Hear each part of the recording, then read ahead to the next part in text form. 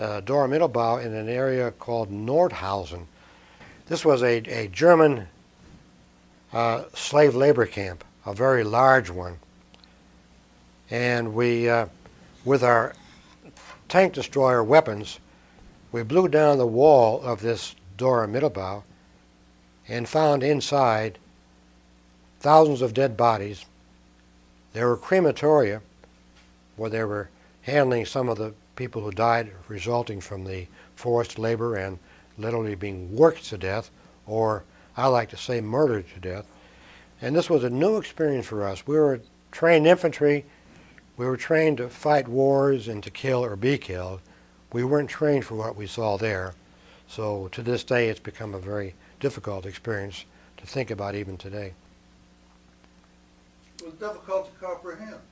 It was difficult to comprehend, and going into one of the ovens of that camp, we opened up all the doors and discovered that there was a German SS officer in one of the ovens with a Luger pistol in his hand.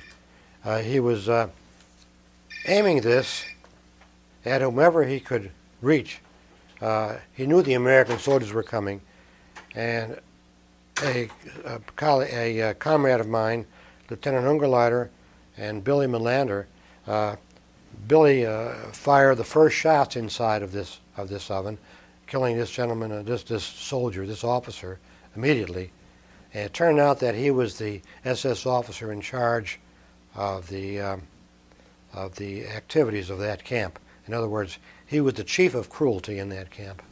I've heard it said to me recently by some very dear friends of mine that people don't want to hear any more about this stuff.